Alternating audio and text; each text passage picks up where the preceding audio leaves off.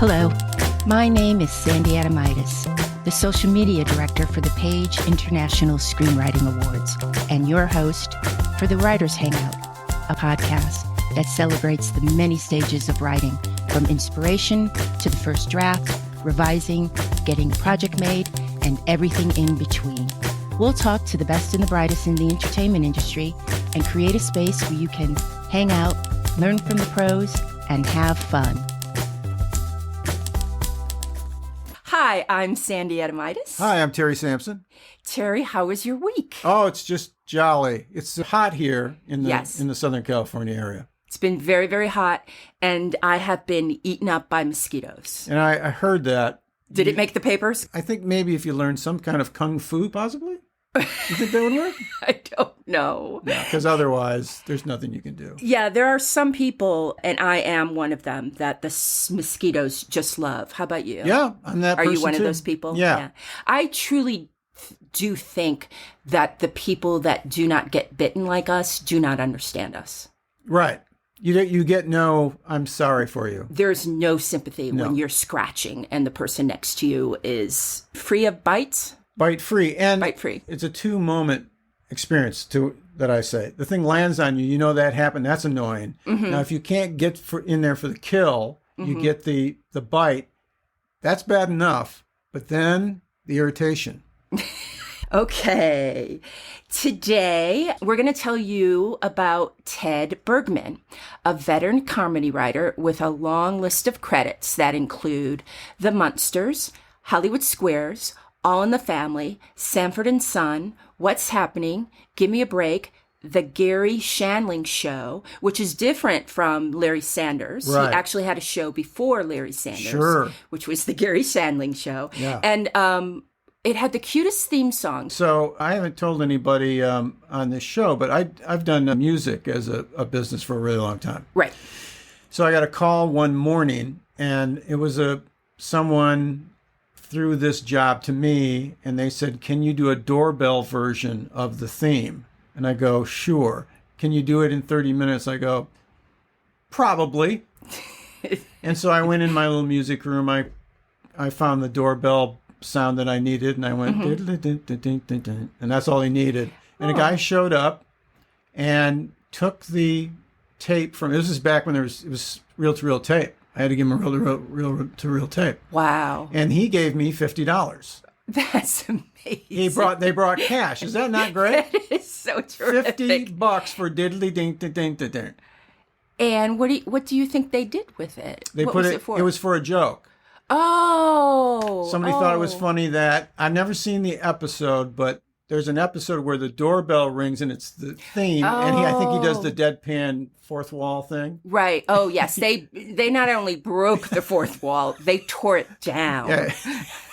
Okay. Right. The resources for this story are the Pop Break website, and this, I lean very heavily on this. It's a book by Ted Bergman entitled Confessions of a Rogue TV Comedy Writer, 40 Years of Fame, Fare, and Combat Inside the Writer's Room.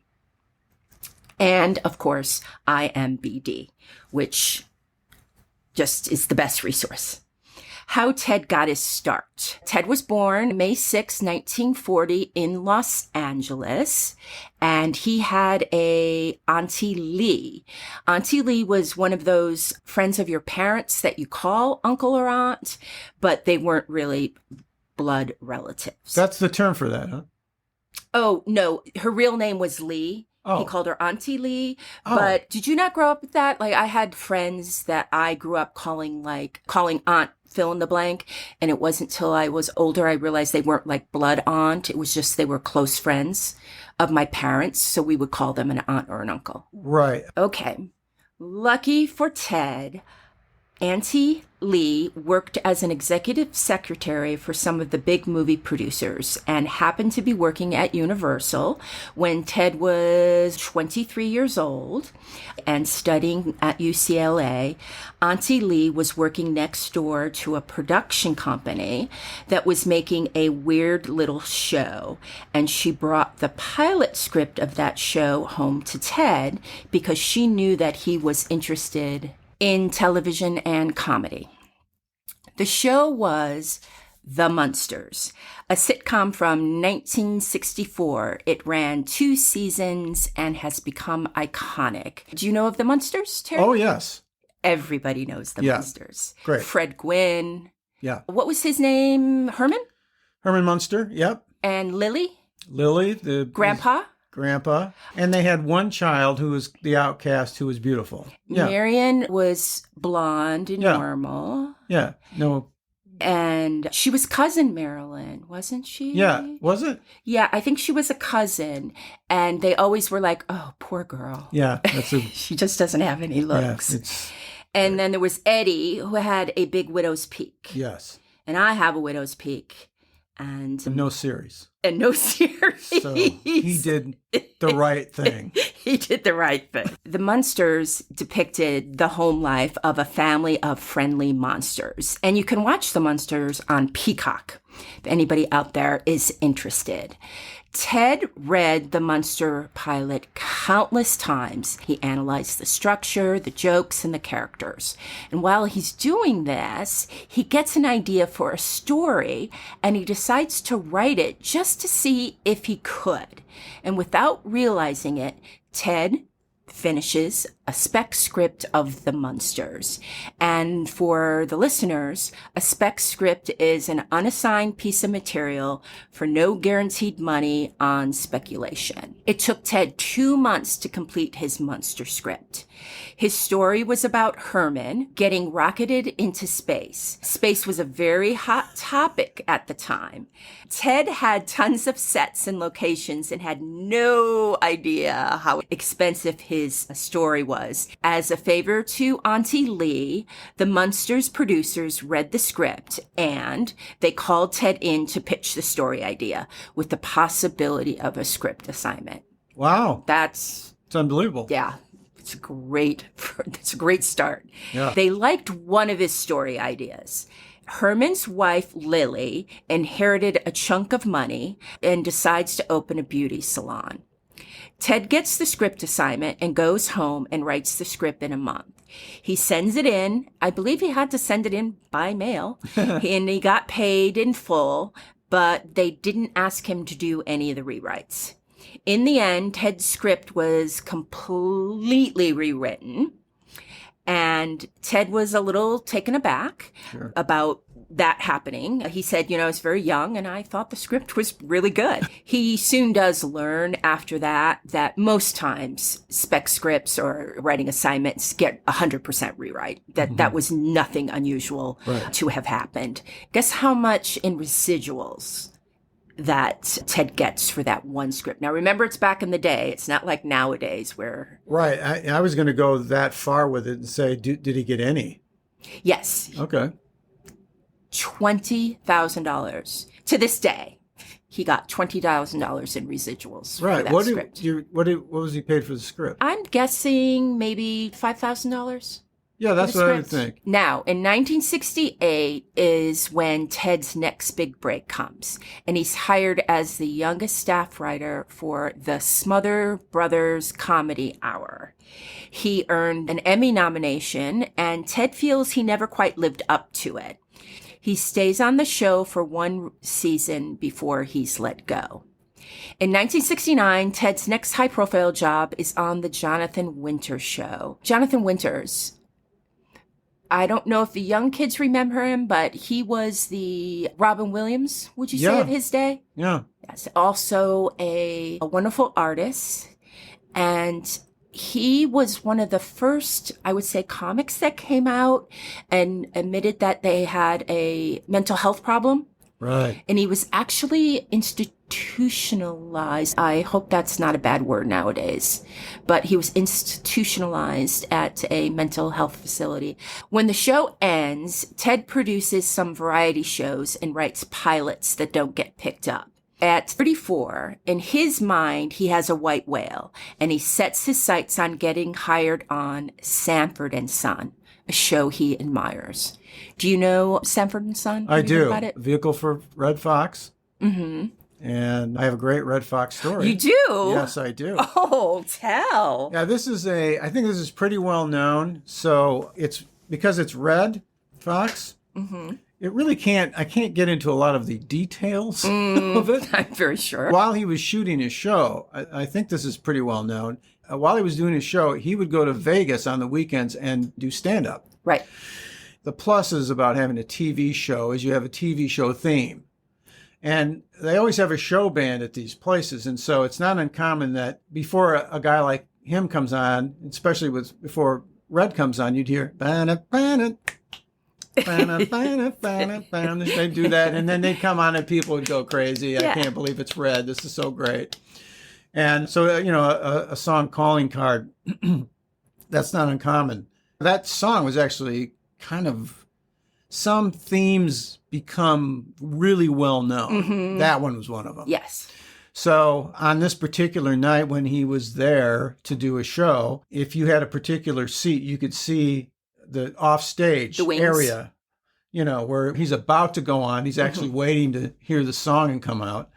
And he's there with, I assume, a manager, an agent, or whatever. Yes. And also there would be a casino official there, maybe the guy that runs the place or the entertainment guy. And if you saw just before this, you would see his arms flailing, and he's angry, and he's arguing, and the other people are kind of taken back by it, but he's really yelling. So the head guy is yelling at Red? Or No, Red's yelling. Oh, Red is yelling. Red's mad about something. We don't know. But like every good band, at 9:00, they play, and it goes, da-da-da. So Red comes out, but he's steaming. He comes out, he walks up to the microphone, and he starts swearing. Oh, he's swearing, and he's yelling, and he's calling names of people, and he's saying what he thinks they are at that point. There are physical body descriptions that are used. Some of them really impossible for a human being to do. These kind of things were being yelled at the top. This goes on straight for 2 minutes without taking a breath. He's screaming, and he stops. And then the band goes, "Ba-na, ba-na, ba-na, ba-na, ba-na, ba-na," and off he goes. He walks off. 2 minutes. And one of the side stories of this that's always told is that there was a guy in the audience, and he hears one guy say, he says, "Wow, that was weird." And then the guy next to him goes, "Yeah, I didn't think he worked that blue." He is a legend. Sanford and Son was a groundbreaking sitcom that ran on NBC from 1972 to 1977 and starred the aforementioned Red Fox as a cantankerous 60-something Fred Sanford and Desmond Wilson as his son Lamont, also his business partner in the family junk dealing business. Ted decides to write a spec script of Sanford and Son, but has trouble coming up with a good story idea. Till one day he decides he wants some ice cream, and he goes to the little corner market. At the elevator, he meets 2 Japanese women. They introduce themselves, and Ted learns they are opening a Japanese catering business in an apartment down the hall. The subject of Japanese food provides the spark Ted needs, and writes a spec about a Japanese company trying to buy up all the houses on Fred Sanford's block in Watts to build a brewery, and Fred is the lone holdout. You never know, especially in sitcoms, where you can find a good idea. Yeah, that's a great idea, actually. I once knew a writer who said, because in sitcoms you have A and B ideas, A's the major story, B a little subplot, that he would flip through magazines and just look at advertisements or stories, and that's how he would come up with his B stories. So say it was an advertisement for a lawnmower, the B story would be about fixing a lawnmower. Based on his spec, a meeting is set up with the Sanford producers, Saul Turteltaub and Bernie Orenstein, for rewrite notes. Bernie, who Ted says is a genius with story, comes up with a simple twist that adds a ton of funny.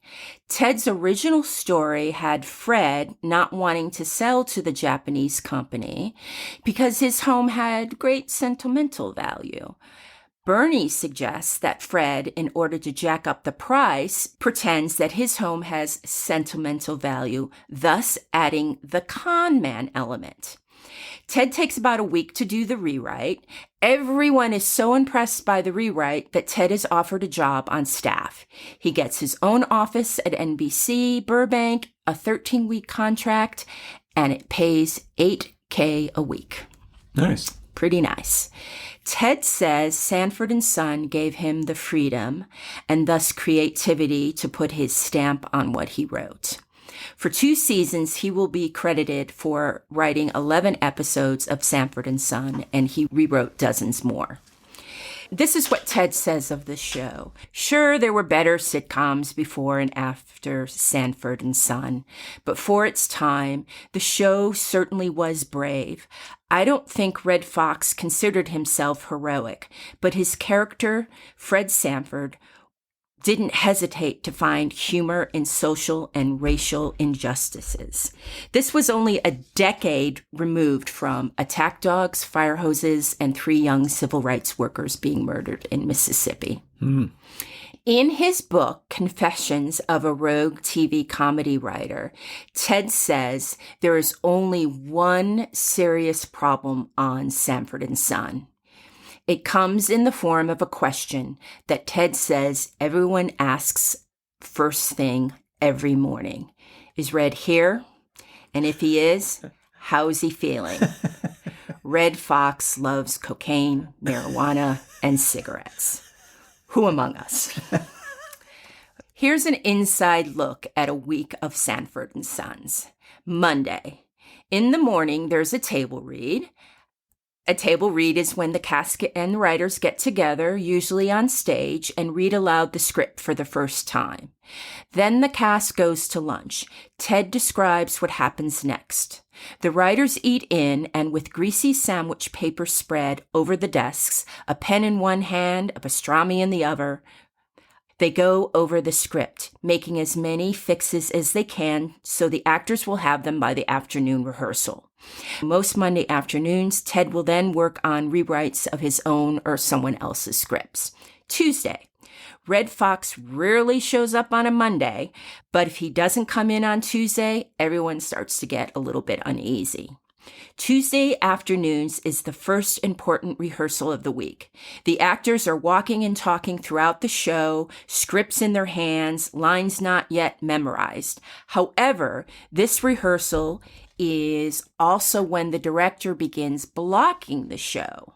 Blocking is choreographing the movements of the actors. Wednesday. By Wednesday, there's only 3 days left before the show is taped before an audience. Wednesday afternoon's rehearsal is called dry run-through, no cameras. This rehearsal is crucial because that night is the last opportunity to make any extensive script changes. For the writers, Wednesday night is rewrite night, and any new material has to be in by Thursday morning. On one Wednesday night, while the writers were working on Ted's original spec script, they were struggling with an exit line. When the Japanese real estate woman is leaving the Sanford home, she says, "Sayonara." Fred replies, "Never saw the movie." Sayonara was a Marlon Brando movie back in the day. The joke didn't work all week. It just never landed. I kind of liked it, but... Yeah. In frustration, one of the writers kept muttering, "Sayonara, sayonara, sayonara." Out of the blue, Ted replies, "And Frank Sinatra to you." Everyone got to go home early and catch Johnny Carson. I don't know if I understand that joke. Is it kind of like Gesundheit? Yeah, it's just a sound alike. It's just a sound like. Okay, That's all. got it. Here's another example, but I'm going to let you and the audience, the writers out there, think a minute and see if they can come up a good alternate pitch of the joke in their head. Okay, here's the setup. Fred's reading a newspaper and he reads that Los Angeles is going to have an earthquake. He gets scared and he decides he's going to move to Las Vegas. Earthquake doesn't happen and Fred returns back to Los Angeles. Fred: I'm looking for a lawyer. I'm going to sue the newspaper. Lamont: sue? Why? Fred: they said there was going to be an earthquake and I went all the way to Las Vegas and there wasn't no earthquake. Lamont: uh-huh. And what are you going to sue the paper for? Fred: breach of earthquake. Oh. Yeah, nobody liked that joke. Yeah. What would you come up with? Let's the exit line. It's got to blow everybody away. Big laugh. Lights go out. Let me get a minute here. What are you going to sue the city for? I don't have anything. The only thing that came up was more shaky business. I like it. It's cute. It's not bad. Cute. Cute, more shaky business. Probably can work on. I bet you another writer could have built off that. Maybe. So here's the fix. We're going to go back to the setup. Fred: they said there was going to be an earthquake and I went all the way to Las Vegas and there wasn't no earthquake. Lamont: uh-huh.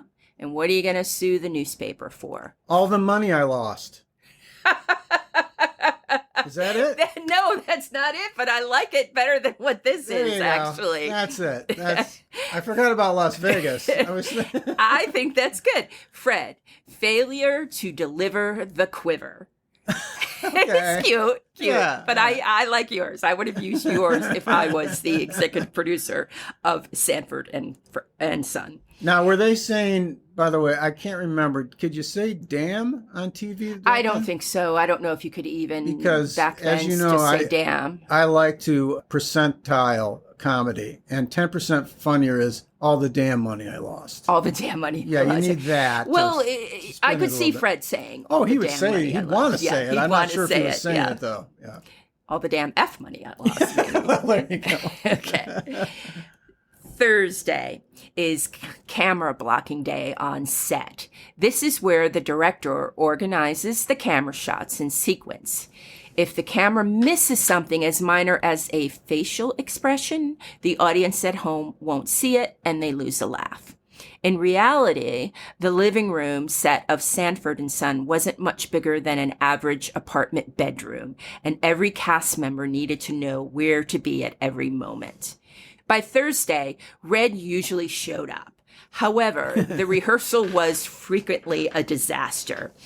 It is now 24 hours before they will all go live in front of an audience. Friday afternoon, everybody unwinds a little. One has done everything they can. The show is now turned over to a 52-year-old nightclub comic with an attitude. Ted says in his book, but week after week, show after show comes Friday night. Red Fox undergoes a magical transformation. This man who has been mumbling, sleepwalking all week is now razor sharp, charming, and hilarious. Wow. It defies logic, and the audience loves Red, shouting his name, laughing, and stomping his feet. Wow. Yeah. Ted rises up the ranks of Sanford and Son, but Ted surprises everyone by quitting the show. His agents, parents, and friends think he's crazy. Ted feels he's in danger of becoming one of those self-important showbiz pricks he loathes, and somehow knew he had to get away. Ted goes on and writes for What's Happening, Give Me a Break, Rocky Road, Small Wonder, It's Gary Shandling's Show, The Ropers, Three's Company before retiring. If you'd like to learn more about Ted Bergman, again, the title of his book is Confessions of a Rogue TV Comedy Writer, 40 Years of Fame, Fear, and Combat Inside the Writer's Room. I've come across a couple of these old-time sitcom writers. It definitely was a man's world back then. Oh. There were not a lot of females. There were not a lot of people of color. They were certainly a breed. Now, this is not my story. This is Eddie G's story, Eddie Gorodetsky. He's a sitcom writer. I think one of his last credits was Mom for CBS. Yeah. But I met Eddie G on a sitcom, and he was talking about one of these old timey writers, and he was in a room, and I apologize, I don't remember the name of the veteran writer, but they were stuck on a joke, and this veteran writer was hired once a week to come in and help them with punch up, and they could not figure out this one joke, and the guy looked up and he goes, "Can the floor be wet?" Because he had a joke, but the floor had to be wet. So I always love that story. And I love Eddie G. That's a wrap for the Writers Hangout. Thanks so much for listening. If you enjoyed the show, please subscribe, like, and thrive. Till we get to hang out again, keep writing. The world needs your stories. The Writers Hangout is sponsored by the Page International Screenwriting Awards. Executive producer, Kristen O'Verne. Producers, Terry Sampson and Sandy Adamitis. Music by Ethan Stoller.